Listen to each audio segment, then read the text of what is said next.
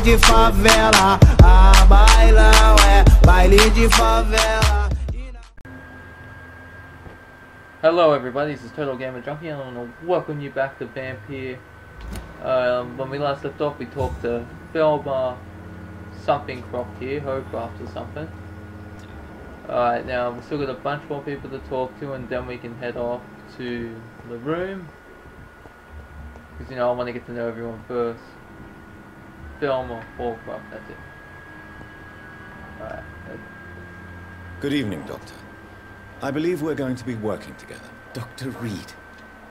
Dr. Swansea informed us of your arrival, but I could not dare to believe we'd have such good fortune. Such an honor, sir. Thank you. And you are? I am Thoreau Strickland, Dr. Thoreau Strickland. I'm a great admirer of your work, Dr. Reed. Please, could you tell me something about yourself? I'm a great admirer of your work concerning blood transfusion, Dr. Reed. I run my own experiments. I'm convinced it's the future. Then that it is. What made you choose to be a doctor? I'm not ashamed to admit you and your work have inspired me. I am honored to have the opportunity to work by your side. It's always a pleasure to share scientific and medical knowledge with someone eager to learn. I'll be glad to help you if I can. This epidemic may be the century's most terrible disaster, but I'm convinced that we, as doctors, are the only ones able to defeat it. I based my technique on my mentor's research. He helped me perfect my method. What is yours? I'd rather not talk about it. For now, it's just theories and first approach. My process is purely experimental and unsuccessful. As long as you're cautious and methodical, you may remain empty-handed, but you won't fail. You're not the first one to warn me, but I am convinced knowledge is the main weapon against the ravages of this epidemic. Because knowledge is power. What can you tell me about the Pembroke? Well, it has always been an honor to work with Dr. Swansea. But with your arrival, I can't think of a better opportunity to learn about blood transfusion. You seem quite optimistic. A little it's too a rare and precious optimistic. In these difficult times. I'm convinced that this epidemic is a test of endurance and dedication for us men of science. Questions remain about our capacity to resolve the situation. True, true. Last summer, during the first wave of the epidemic, I used to joke with Milton about the extra work. We're not smiling now. Do you need help with anything in particular? Well, yes, maybe. I'm waiting for a batch of products I ordered for my personal research, yet my supplier seems to have vanished. Do you want me to play the errand boy for you? Oh no, Dr. Reed. But if you went personally to his shop, what with your reputation and all, he wouldn't dare to refuse the products I need. I see. Well, give me the address, for I may pass by if I have time.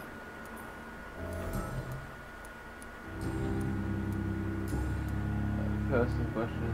Tell me more about your willingness to experiment with new medical techniques. Harvey Fiddick is a patient suffering from a severe injury that could cripple him if not treated correctly.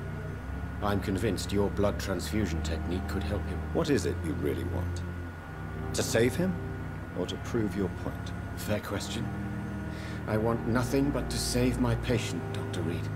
Especially since I know Mr. Fiddick's story.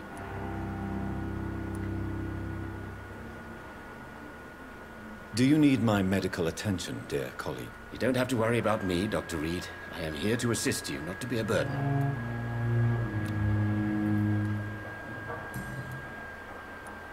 Tell me, Harvey Fiddick. What is it? Fair question. Sorry, I didn't mean Tell me Mr. Fiddick's story. Our first diagnosis was compromised because Mr. Fiddick lied to us about the real origin of his injury. He first claimed it was an accident. But why would he hide such crucial information from us? Because he is a proud father, ashamed of putting his children at risk because of his own negligence. I have no idea who this is.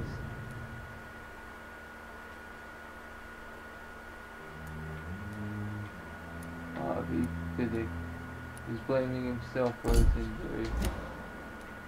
This personal involvement could also appear to be a lack of impartiality. You must know that a good surgeon must remain neutral. I agree. But that does not excuse Dr. Aykroyd's behavior. A man who did not even take time to converse with his patient. Do you think keeping his distance was a mistake? All I know is that I'm taking care of human beings with desires, hopes, and fears. Not some biological machine comprised of blood, bones, and flesh.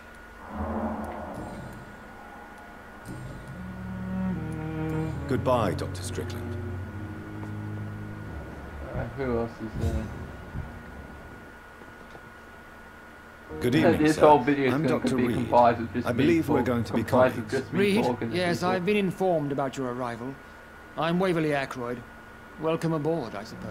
Does my arrival inconvenience you in some way, Dr. Aykroyd? Let us just say that I don't particularly share Dr. Swansea's enthusiasm for hiring you. What we need here are reliable professionals, not overrated dabblers. Do you need my assistance? Not at all. I'm sure that you are used to gaining people's trust with your impressive skills. Well, it will not be the case with me. Wow, dick. If you have a problem with me, Dr. Aykroyd, please feel free to tell me. Dr. Swansea has imposed your presence on this hospital without asking anyone's advice. The benefit of Hey, I his just position, noticed I got a new jacket. but I don't agree with it. I know we've never met before, Why did it take me but I this long believe to this notice? hospital could use And a all new the shirt. help it can get. And pants. You will agree with that, I'm sure. How the fuck did I miss But I that? have heard about you, Dr. Reed. Of course, Christ, you I'm an can't say idiot. the same about me, since I have not wasted my time courting the press. Aren't you too old for such jealousy? It really won't do you any good, you know. Don't Yeah, be well, ridiculous, think my Dr. thanks into Reed. you. A simple glance is enough for me to know you have nothing for me to envy.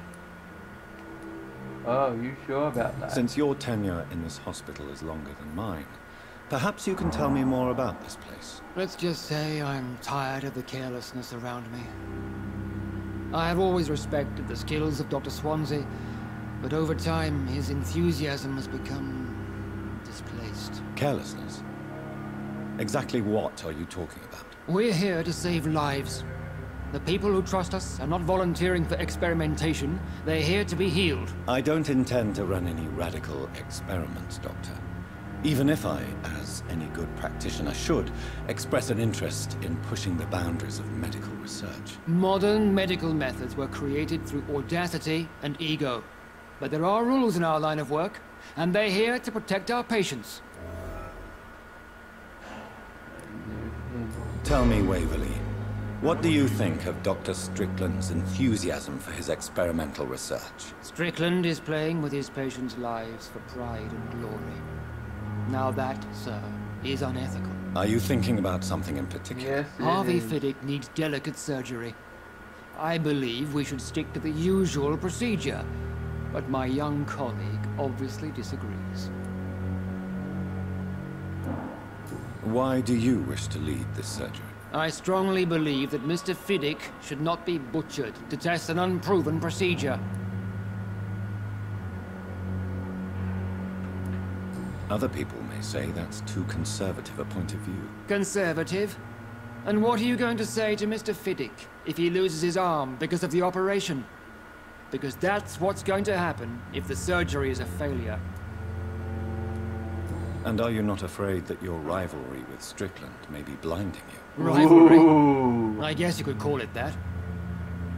But I will never be childish enough to let my personal feelings affect my judgment.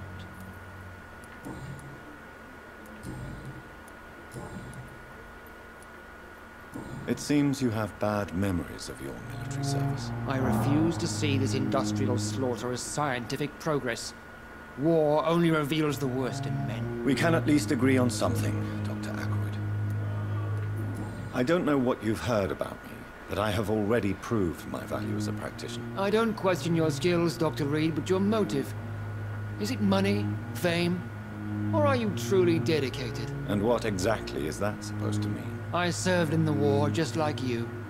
But unlike you, I did not use the wounded to play the modern sorcerer. Be careful what you insinuate, Dr. Ackroyd. I only want you to admit you used those men to improve your theories. Yeah, 'cause knowledge is power. Knowledge has always been and will remain our main weapon.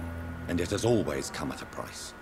And personal initiative. It is not a question of initiative. It is a question of integrity. Touche. These men and women have put their faith in us, Dr. Reed. Thank you for your time. We'll talk later. Where is... Good evening, And good evening. Is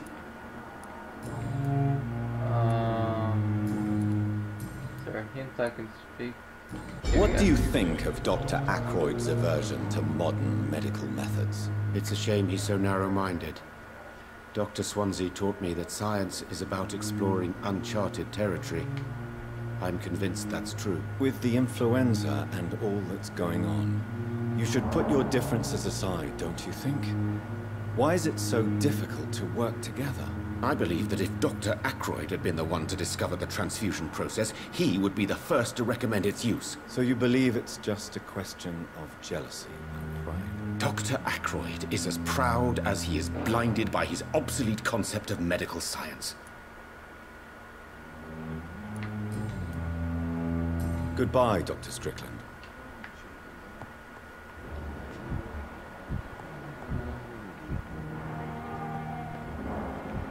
The guy they were talking about, yeah. Good evening, sir. I'm Dr. Reed. May I help you? I don't know if a third opinion is needed. Your colleagues are already arguing about my condition. I see. Would you mind telling me more about your situation? I'm Harvey Fiddick. All I want is to get me bloody arm fixed properly. Tell me about the doctors who are arguing about your case. I already know that, but I'd like to hear They your both want the opinion best of it. for me, but there's a lot of pride there. Doctors are no different from carpenters, it seems. What do you mean? I often had professional arguments with rivals on a building site. Difference is I disagreed about wooden nails, not flesh and bones. Tell me about yourself, Mr. Fiddick. I'm just a regular guy waiting to get his arm fixed, so I can return to work and to my family. I was more curious about what you were doing before being hospitalized. I'm a carpenter, and a good one too. But that means I need both arms to feed my family, Dr. Reed. Are you satisfied with your treatment here? Well, it's clear that I've chosen a bad time to be injured. Forgive my bluntness, but you seem overwhelmed by cases of the flu. I won't lie to you about it. I'm afraid we are. Are you sure you don't want to operate yourself, Dr. Reed? I have the feeling you're very capable. And your colleagues seem to think so too. In other circumstances, you would be right. But for now, I don't think I can take on the responsibility. My apologies.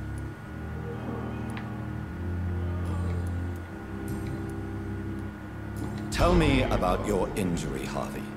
Why do you feel so guilty about it? My wife died because of me. And now I may lose everything because I've been careless enough to hurt myself. What an arsehole.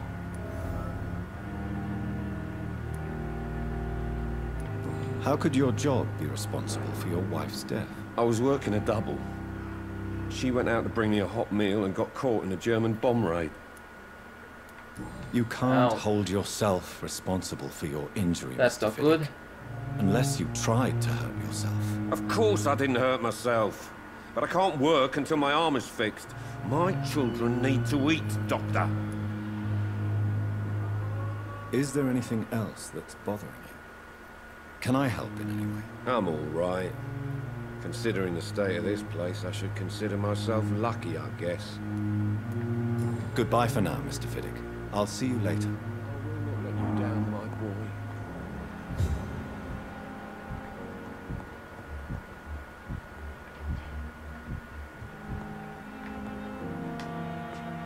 Good evening. I'm Dr. Reed. Can I help at all? What's on his Really? neck? Why are you here then? I don't want to talk. My throat hurts too much. I suppose that this pain is the reason you're here. Is someone taking care of you? Yes. And no. Could you at least tell me your name, sir? Mortimer. Mortimer Goswick. How painful is your throat, Mr. Goswick? So painful I'd rather not talk at all, Doctor. I'm sure you realize a doctor and his patient have to communicate, sir. Would it help if I gave you some paper and a pen? Not really. I see. Then maybe it's not just your throat that hurts, Mr. Goswick. Perhaps your sore throat is just the consequence of something more hurtful. Yes, maybe. But I don't want to talk or even write about it now.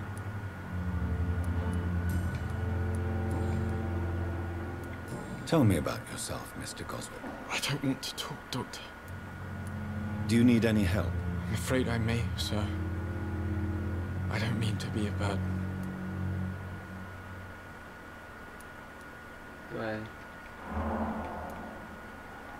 How do I give medicine? I will see you later. Alright, so I guess I can come back sir. and give him But medicine don't if I make it at hesitate the to crafting contact me table. if you need any help.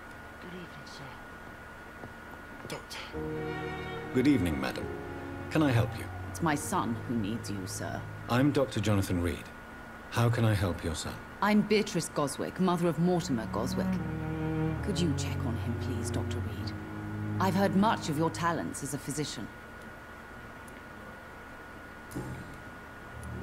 What can you tell me about yourself, Mrs. Goswick?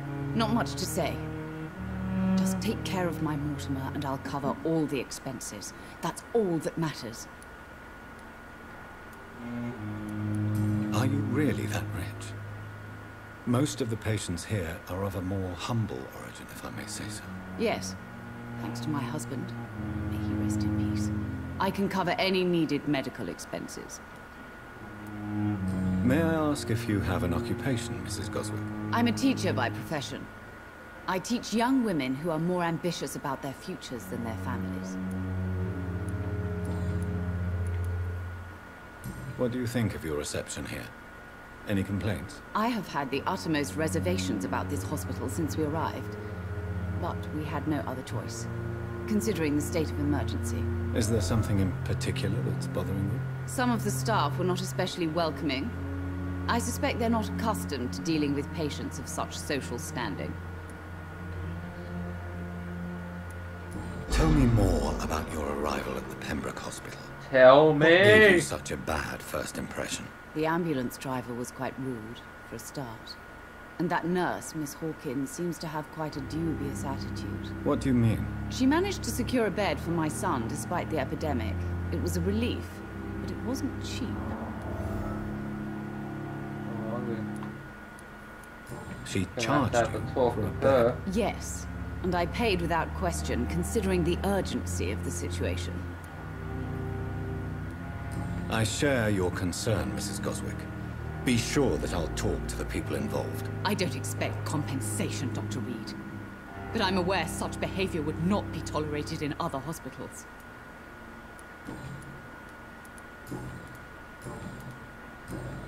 Goodbye, Mrs. Goswick. I'm gonna have a talk with this lady, or where she's just her. No. Where is she? And I'll talk to you later too. Glasses man, I was gonna say Indian man, but that seems a bit racist.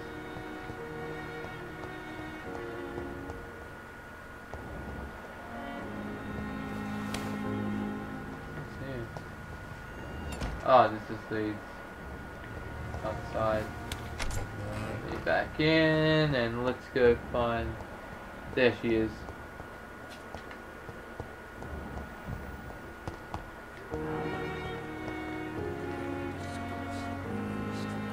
Good evening, nurse. Good evening, Doctor.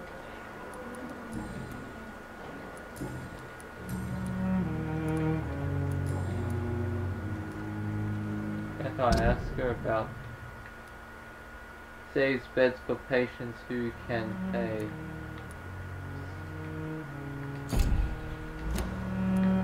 Good. So I can't ask her anything? Okay. Alright, is there anything I can ask Milton? Good evening, Milton. Good evening, Doc.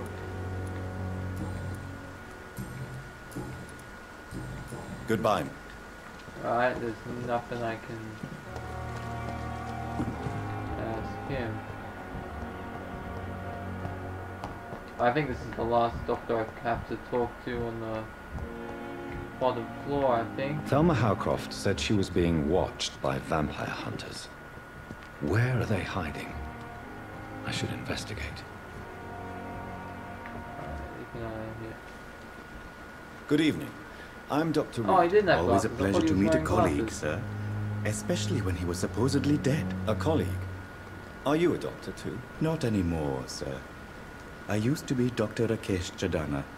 Now, I'm just Mr. Chadana, pawnbroker and humble guardian of this morgue. What do you mean, you used to be a doctor? Was your license revoked? No, sir. It is just that I like to be precise. I run a little pawn shop while taking care of the dead. But I used to be a real doctor. Are you afraid or uneasy being surrounded by so many corpses? Why should I? These bodies are empty vessels. Flesh left to decay. Poof. No soul anymore. All gone. How did you get this job? After I left the army, I worked as an undertaker down by the docks. A dangerous place with many an unpleasant business there. Milton Hooks helped me get a job here. An interesting point of view. And quite an exotic one, too. Most people fear, or at least have a respect, for dead flesh. Sir, as a medic during the war, I learned to face my death and the death of others. It's the pain we have to tame, not death itself. Do you work here alone? Yes, very easy work, sir. All I have to do is watch a few bodies. The situation was very different when the main morgue was still open. Why close? Why would you close the morgue? hospital's main morgue? It was for sanitary reasons after the beginning of the epidemic. Cadavers had to be moved to the nearest mass grave. Why do you have to watch these bodies? Because these poor fellows have no names. We keep them in case someone comes looking for the missing. Sadly, very rarely happens. Have we met before?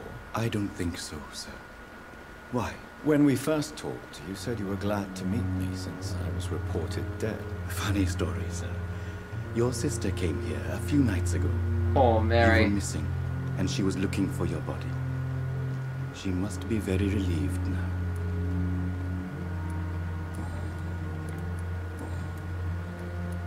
Since you're not afraid of dying, do you believe in life after death, Rakesh? No. I believe we must do all the good we can while alive. For our time is short, and the obstacles are endless. Do you think you would enjoy immortality as a concept? I don't think so. Don't mistake me. I love life, and I'd like to live a long life. But everything has to decay, sir. Even goodwill. So you're ready to die? No, I'm not. I don't fear death, for I won't see it. What troubles me is the pain my death will inflict to those I know. You're a wise man, Mr. Chidana. No, Dr. Reed. I am a foolish man. But I like to think otherwise. Do you really believe goodwill cannot last? As I said, sir, everything decays. If I was to never die, goodness, I would be bored or worse. And I like to be helpful, sir. Quite depressing, wouldn't you say? Yes, but the good news is, we'll all die before losing our humanity, sir. Are you sure about that? A pawnbroker? I expect you get all types of people here. Yes, sir. All kind of people. For I sell all kind of goods. All Who kinds of comes here goods. to trade with you? It's all kinds of It's goods. very unhygienic, even unsafe. Diseases can spread. For the customers, for the hospital. I'm very cautious, sir. I've been a doctor, remember? And all my clients are good people. In fact, I think I only know good people. What kind of goods? With the quarantine, it's not always easy to buy things. So I trade, I exchange. Some people sell, some others buy. I like to help. Do you need medical attention? I'm feeling all right, Doctor. But perhaps it is because I, too, am used to the smell of the dead. Please show me what you have to sell. Of course. It's just trinkets and curios, really. But I'm sure they can be useful. They're called Cheerios. You son of a bitch!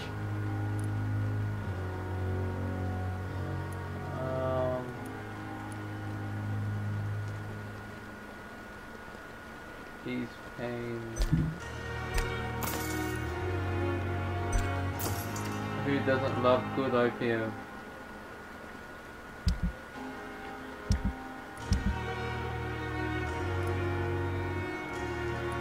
A good watch design can be recycled into components. Simple available wedding ring that belongs to Blake Park. Average. Resale valve design can be recycled into components. Alright, I think that's everyone, and it's everyone I've seen. Alright, so I'll just head upstairs and then talk to all of them. If there's anyone upstairs, that is.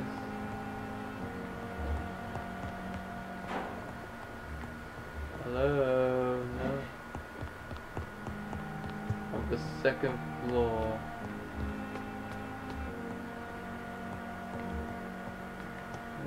Just making sure. Yeah, I know this is the second floor, but I was just seeing if I could go any higher. This must be the place. It's definitely away from prying eyes. Relegated to the shadows. A kingdom of my own. At least I won't be sleeping in a coffin. Oh, oh yes, 25 plus shillings and aluminium powder, was it?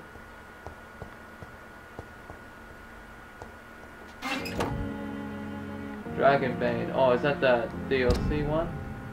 This ancient sword of... Oh, yeah. This ancient sword with a Latin phrase engraved on the blade had been forged in Wales during the 6th century and belonged to Paulus Orlanus, founder of the Brotherhood of St. Paul's Stole. Legend says he had this blade forged before he chose the path of exile and left England with his people. Dragonbane has been passed to each new primate of the Brotherhood and may have been used in secret ceremonies when a primate was sent on the path of war to defeat a hostile creature. The sacred sword was supposedly lost during the schism between the Brotherhood and the Guard of Pruin in the middle of the 19th century. It seems a few copies may have been made, but this is the true and original Dragonbane. Nice.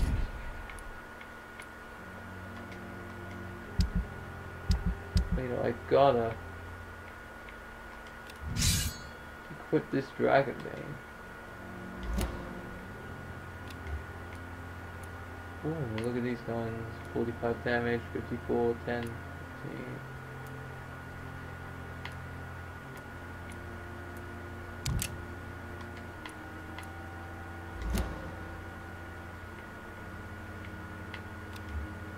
Do we have any serums? No. Okay, I don't know what's happening. Hideouts are often located in isolated places. Find them to unlock new safe places to rest. Alright, yeah, so you know, I'm really enjoying this game. I love how all the people are here and you can talk to them. All the choices. You know, this is just really fun. I wouldn't mind uploading a second video playthrough, you know, doing it. Like, doing it as in like playing the game, you know. Hideouts are often located in isolated places. Find them and unlock new safe places to rest. Bet your bottom dollar I will.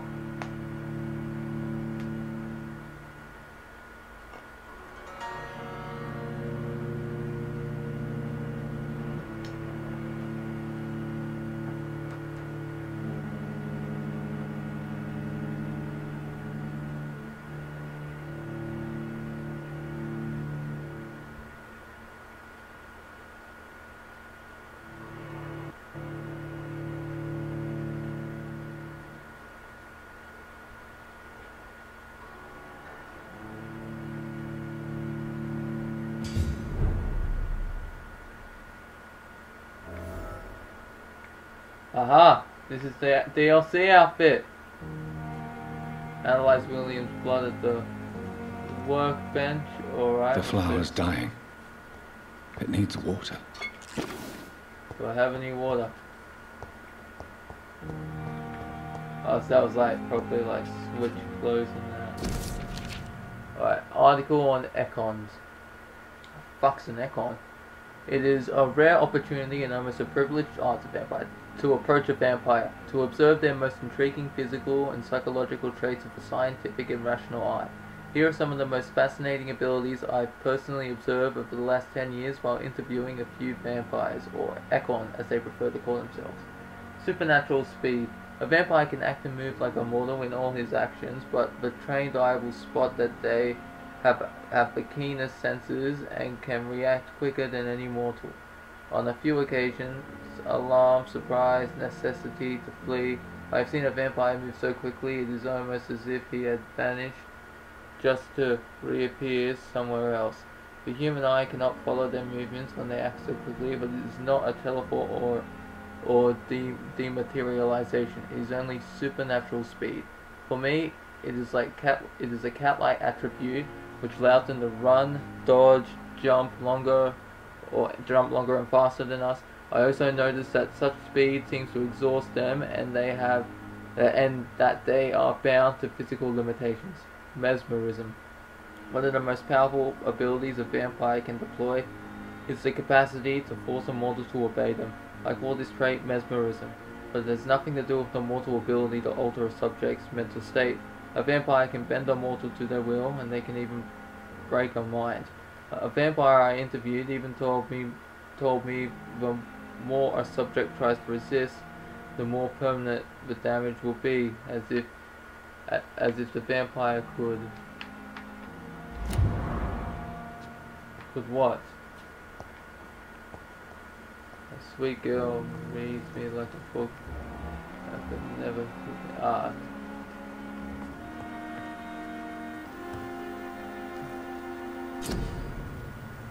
First, need to analyze the components you found to unlock new recipes. Click on the to analyze.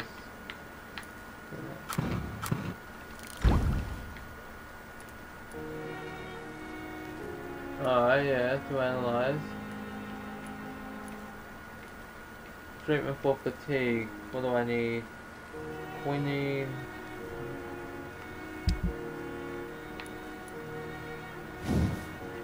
Can I upgrade this?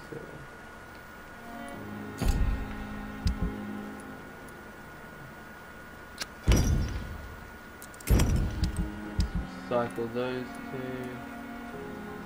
So I can cure fatigue if I just get those two things. I don't really need this. William Bishop's blood is much more unstable than human blood and shows extensive mutation. But this is not what happened to me. Look at those eyes. I must keep on searching. The sun is about to rise. I can feel it.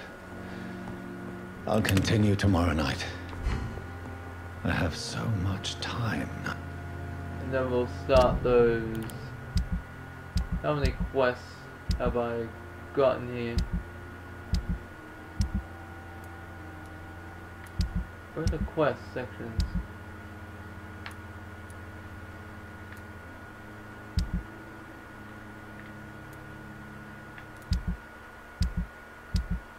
How do I look at? Here we go, yeah. Garden, citizens quest. Alright, so I'll do those quests later.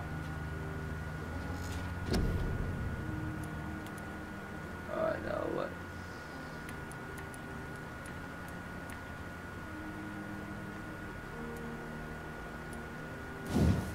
increase the blood, alright.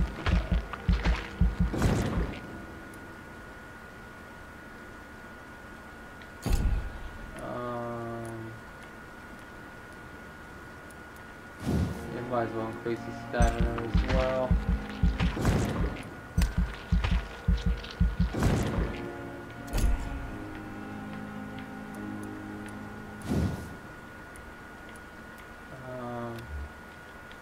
Level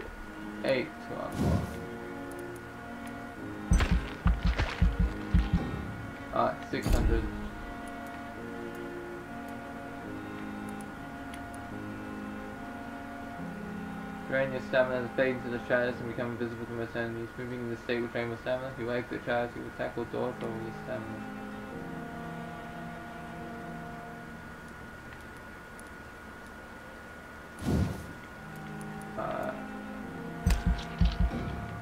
What's the other bite? That's increase your life regeneration, increases damage. Might as well increase life regeneration. Keep pressing B, man. I gotta go to confirm.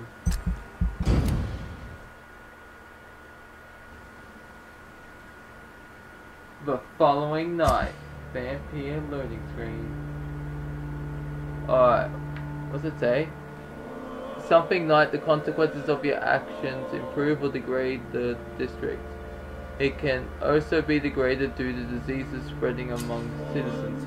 The more lives you take, the unhealthier a district becomes. If a district's health status drops below the critical threshold, it will plunge into chaos.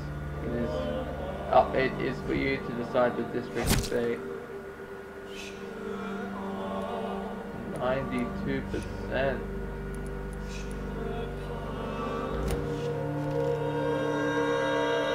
If I'm to stay here until my research is complete, I'd better learn to hide my true nature from the mortals. But what about my thirst for blood?